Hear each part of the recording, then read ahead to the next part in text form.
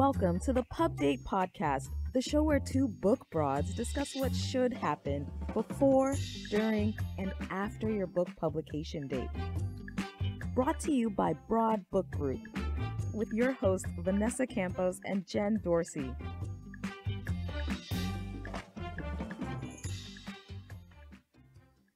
Happy New Year. Happy New Year, Vanessa. Happy New Year, Jen. I've missed you.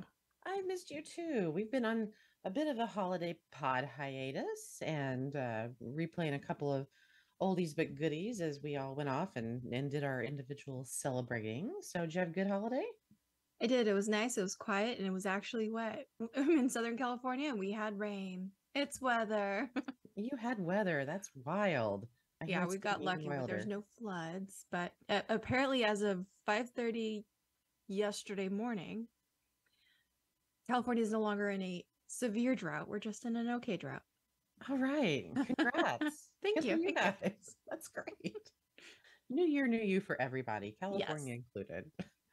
Well, speaking of New Year and New You, which I think January always brings those thoughts to people's minds that they're making those resolutions, and they may have already broken some of them. I know I have. But one thing that writers love to think about is getting that book started or picking that project back up, or just kind of reframing how they think about their projects and writing and getting into the right mindset to start the new year off right. So let's talk about that today. Let's talk a little bit about how you do that, the writer's mindset. Yes, let's do that, because I've been in book publishing the majority of my career now, and I've always thought like I would write a book. Boy, that is not the case. That is not the case, and I think I'm at fault. I just can't get into that mode. I know. Well, how long have you and I been talking about writing books of our own? And at least 3 years now. I was going to say 5. have we done it yet? Just I started an outline. Yeah. Then I saw something shiny. Yep, exactly. And then we saw a squirrel, and that was the end of that. So we need this pod, I think, just as much as anybody else needs it. So let's bring on our guest. Our guest today is Lisa McFadden. She's the founder and coach of The Writer's Mindset. She helps writers overcome self-doubt and design their lives to support their writing goals and their aspirations. She's an award-winning filmmaker and screenwriter, film festival journalist, and programmer. When not helping others with their writing, she's at work on her own projects. Lisa lives in Texas with her rescued cat, Wednesday. Hi, Lisa. Welcome to the show. Hi. Great to have you for having me. Thanks. Oh, it's our pleasure. We're so excited to talk to you today. I think so many times on the podcast, we talk a lot about the businessy parts of publishing, and which is all very good and important and what we know how to talk about. But talking about how you actually get into the right mindset to write is something I don't think we've covered on the show. So we're thrilled to have you. Oh, thanks.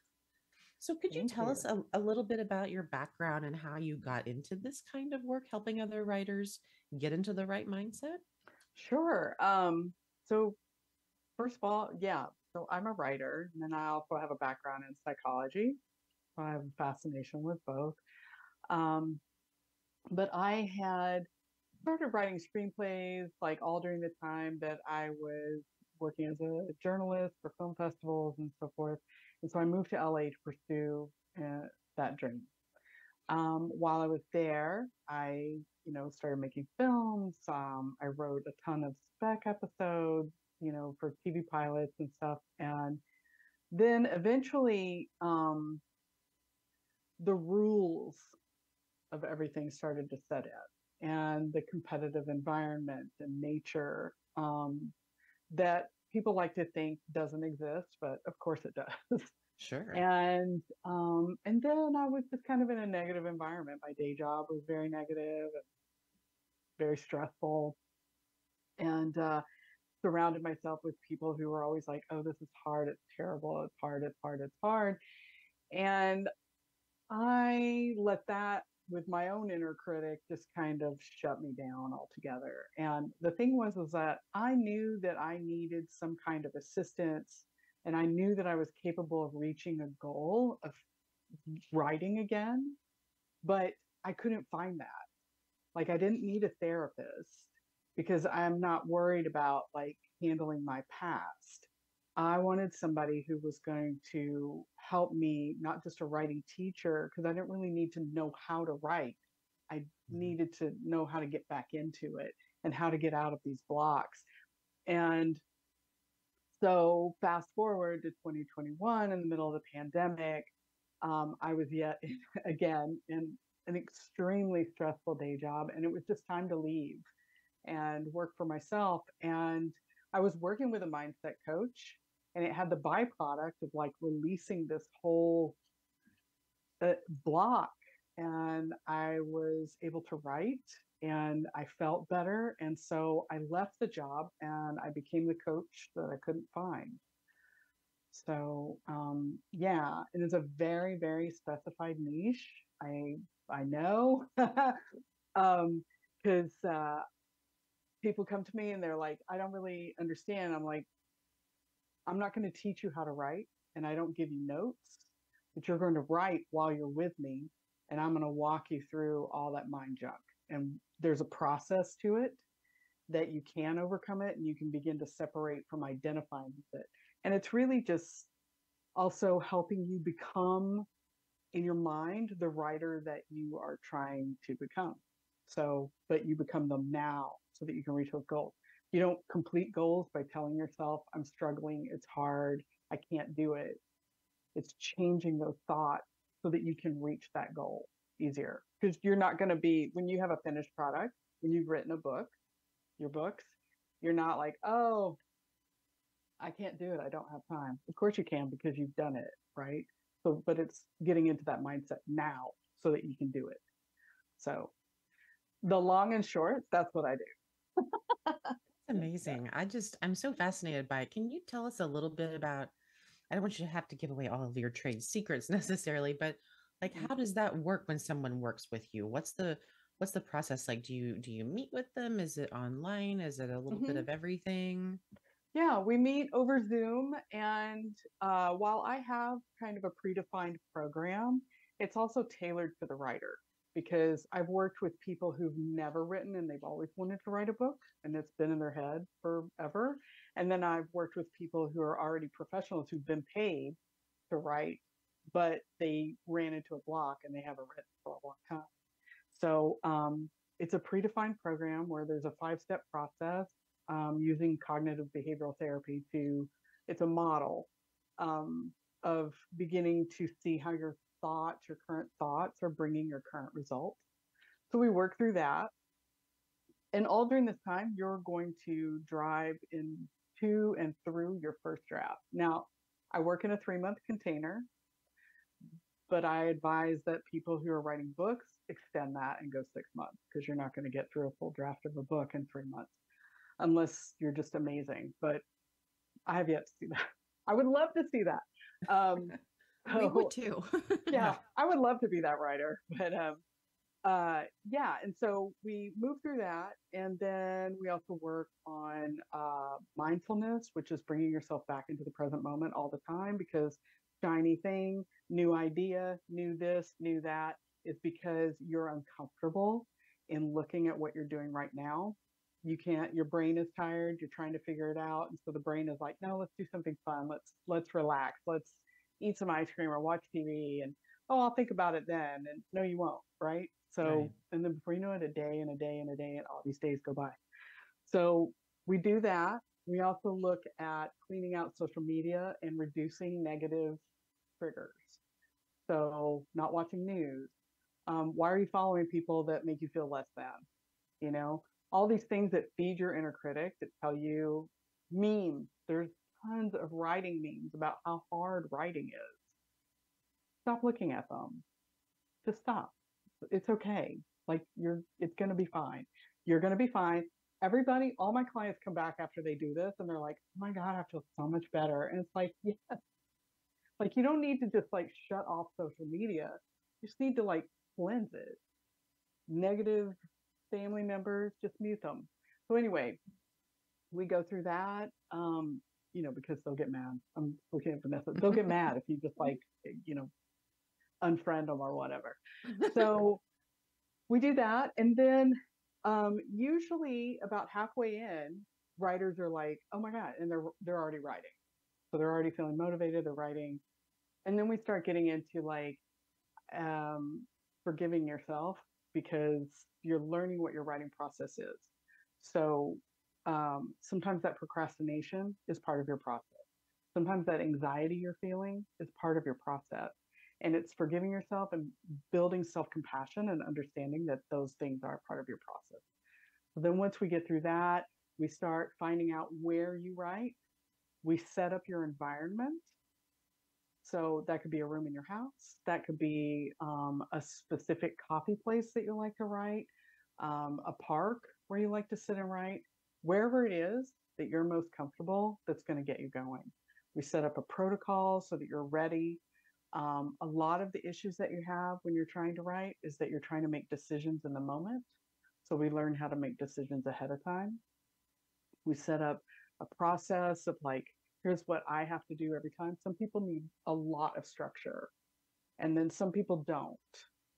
So that's the part where it's kind of tailored to you and everything. And so then once we get through to the end, you're not listening to your head so much as you're listening to your gut.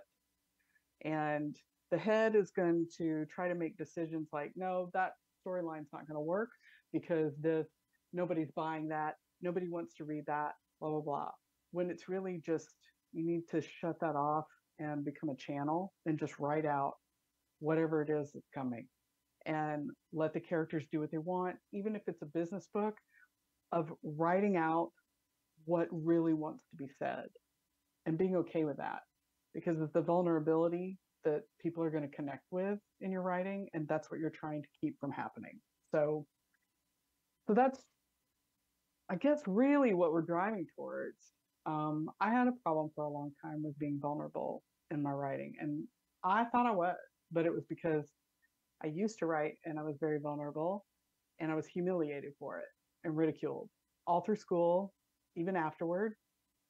And so I began thinking, oh no, I can't write. This is so embarrassing. So I tried to write like everybody else, and then I just stopped. So but then I found my way out of it, and it wasn't until I had a writing instructor tell me, this was a great story, but and all these bad things, this bad thing is happening, but we don't feel how you felt in the moment. And so then that's what began this whole long journey of coming back to it and developing this program to help people. Once I broke through, I was like, oh my God, writers need to know about this. Like, Right. they need to know about it. So here I am. So Yes. here you are. I love it. You mentioned procrastination a couple of times, and I think that's a really important puzzle piece to what sometimes keeps people. Maybe it's not so much what keeps people from writing, but it's kind of the catalyst. A lot of things catalyze that procrastination, right? A lot of, as you mentioned, a lot of different things can cause it, whether it's fear, whether it's just kind of feeling lost or not having your thoughts together. Can you talk a little bit more about those procrastination behaviors and how people can maybe work toward overcoming those a little bit? Yeah. I mean, I know people come to me and they want like very practical kind of solutions because we want everything fast and we want to just fix it, make it okay. But it involves work. And for procrastination, first of all, it's identifying what you're procrastinating and why you're procrastinating. So, and usually it is sort of a fear that, for me, I'll speak for me. So I had this fear that it was going to be hard, or I didn't know what to do next, or I don't know where this story is, or I don't, I'm trying to pre-think what I have to do. But instead, what helps me get through it is in my phone, in iNotes, I'll keep a piece of the story that I'm working on, and it'll trigger. All I have to do is read it, and suddenly I'll be able to like, oh, okay. But procrastination, a lot of the time, yeah, you're avoiding when we're coming from the brain. Your brain doesn't want to work. And I was just listening to another podcast that a friend of mine sent me where the guy was talking about your brain actually is can be regarded as a muscle, and it does get tired. And if you're not working at like training yourself to do this behavior at a regular, interval, or how to get over the procrastination, which is just sitting in that discomfort, because that's what we're avoiding. If you're not doing that, then your brain actually will fatigue. And then that's why, like, at the end of your workday, you're just like, oh, I can't, you're not thinking very clearly. When really you could have a 20-minute nap or meditation and you'll snap right back into it. But your brain doesn't want to do that. It wants dopamine all the time. And now we live in a culture and a society where we're getting dopamine hits off of TikTok like in 3-second intervals. And we weren't designed like that. So, but we're being configured in that way, so to speak. So it's just like your brain is learning this fast result.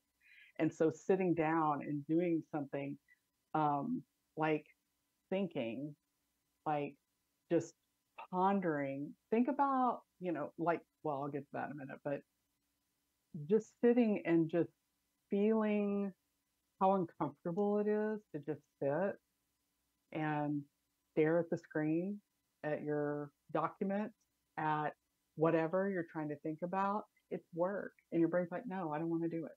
I don't want to think about it. Like, let's go watch TV. You can think about it while you're watching TV, and you won't. No. So you just continue to procrastinate unless you like actually have to train. And there's like all this science, like in Atomic Habits, and there's tons of science out there that's talking about how you have to retrain your brain to do the work that you're wanting it to do. But there's also another piece, Jen. A lot of the time we think we're procrastinating when we really do need the downtime.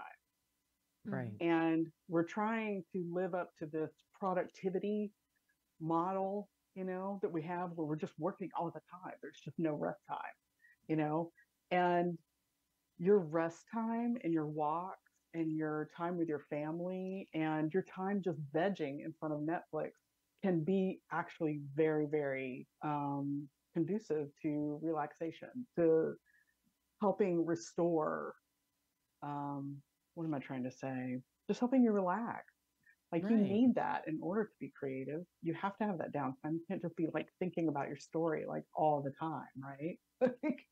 Sure. Well, and don't you feel like maybe the pandemic has made that even worse because the boundaries are so thin and sometimes non-existent now between home life and work life? And, for so many people, they went from working in an office every day and having hard boundaries, or going to that coffee shop to write, and then all of a sudden, they were just at home for all of it.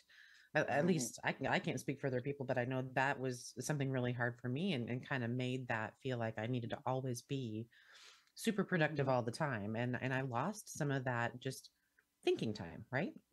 Yeah. Yeah. I was thinking just recently about, I was like, wow, when I was younger, I would just daydream all the time, which now is creative visualization, right? But I would just daydream like all the time. I would just put headphones on and listen to music and just be like, stare into space, come up with 1,000 stories. And it was never a problem to just like sit down and start writing them out. But, when we talk about distractions now, I mean, they are all around us. We have to learn how to adapt to them. And yes, back to the pandemic, we just lost all boundaries. And that's part of what drove me out of my job, was there just were zero boundaries. People were working at 3 a.m. I mean, it was just a constant no downtime. And a lot of the time we, that made us start feeling guilty if we weren't working.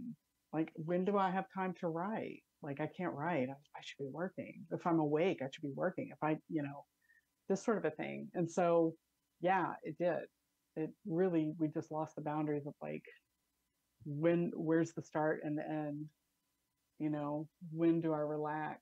Oh, and so that's a really good point, because we may still be moving at this kind of pace of just like, well, now why aren't I as productive?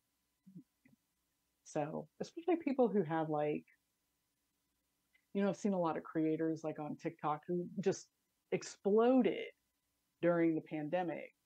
And now it's kind of imploding, coming back down, and they're just like, well, what do I do now? I was so productive and now I'm not, and now it's different. And, there's all the other things to take into consideration too, that, you'll get blocked or procrastinate too, because your situation has changed. Maybe you change jobs, maybe you change, and I bring this up because I've talked to some writers lately that have come and they're like, well, I need help. I'm not as productive as I was, or I want to write and I can't anymore. And it's like, well, why? Well, I changed a job. And I really like my old job because every day it's such a clock I could write. And I'm like, well, how long have you been in a new job? 2 weeks. I'm like, okay. So you're probably going to need a little more than 2 weeks to kind of like get in the mode and figure it out, and just feel what's right. And that, again, that's that I need to be productive right now. Where's the fix? Tell me when to do it. So yeah, it's yeah, anyway, I feel like I'm rambling, but No, this has been incredible. It's almost like a therapy session because you're talking and I'm like, yeah, I do that. Yeah. Okay, I do that. and I And see it's you just, thinking, you're like, yes, I should yes. stop doing that. And you're right. It is, I find myself, so I do a lot of the social media posting for the brand, and I always find myself procrastinating, not because I don't know what to say, but because I always fear that how I'm saying it is wrong. And I found, as you were saying all the things, I'm like, yeah, okay, you get bombarded with all these ways, like how to blow up on TikTok, how to say the right things, how to position the right things, and everyone is out there saying this is what's trending, this is what you have to do, this is how you have to do it. And so it kind of creates these blocks in front of you, and you're not realizing because you're thinking like, oh, I'll get that. It's a $39, quick template of something and I could just borrow that, but you're really losing yourself in that. And if it doesn't match what that person is telling you to do, then you kind of feel like, is this good enough? Is this working? And with social media, it's just like, it's such an emotional cock block. I feel it's just like, I want to get to that. We have a voice. Everyone has their voice, right? And just like you were saying earlier, it's not so much in like what the story is, but you lose yourself if you're no longer putting yourself into that. And that procrastination about it is just like, yeah, you hit a lot of you hit a lot of spots for me today, is what I'm saying, Lisa. 100%. Yeah, it happens. Yeah. Well, and I also love the fact that, you knew what you needed for yourself and you became your own hero. You figured it out with the help of others, but then you're like, no, this isn't just right. And then you turned it around and made it into a business. And I love that. I mean, that I think that's a lot of writers don't know that they need this. They don't know. They think it's just a writer's block. And I think it's like, is a writer's block real, or is it just another form of procrastination because I don't want to do it? Because I'm afraid that what people are going to think, how they're going to say, like, perceive me, and are they going to want to buy my services? And that's essentially like, you just kind of have to get over it and just do it. Yeah, Sometimes absolutely. doing it, what was it? Do it scared. Just do it scared. And sometimes good enough is just good enough, and doesn't have to go through that umpteenth version of proofreading if it's just going to be on someone's social media feed for like a blip. Exactly. I will never forget some of the best advice I ever got from two of my dear professors. When I was trying to get my dissertation done, I was so upset. I was going through all of this. I needed you back then, Lisa. Where were you? And they said, Jen, just remember, a good dissertation is a done dissertation. And I was like, right. I'm just going to get it done and go from there. Yeah. And a lot of what we do, Jen, and I know that you mentioned this earlier, is we help people get to that process of going through the editorial copy editing of a manuscript. But if you don't have a manuscript, we can't help you. Exactly. Just have a beautiful idea. And that's where Lisa comes in. Yeah. So come to me. You have a beautiful idea. You need a manuscript. Come to me. All right. And where can people find you, Lisa? What's the best way to get a hold of you? Yeah, so right now the main primary place is Instagram. So, and it's at the writer's mindset, right? And Okay. so that is the main place. And there are links, there's a bio link in there that will take you other places. I do have a workshop next week on goal setting and time management for writers. It's a 2-day workshop. We've already got 20 people signed up. Great. Yes. So, I yeah, might just sign up for that. yes, Awesome. Well, we'll get you a do. couple Yeah, more here. All right. yeah. I'll Well, send you thank the you. link. Thank you so much for joining us today. It's been a real pleasure. We've so enjoyed it. And we hope you'll come back and see us again really soon to talk about this a little bit more. I'd love to. Thank you so much. Thanks, everybody, for joining us. Everybody, have a good weekend. Vanessa, have a great weekend. And we want to thank our producer, Paul Roberts of OC Talk Radio, and our executive producer, Emily Carpenter Pulskamp of Little Red Communications. We'll see you next time. We hope that you gained some valuable insights into the world of book publishing. Head over to broadbookgroup.com to learn more about us and all our services. And be sure to check out all our social media at Broad Book Group. Until then, keep publishing.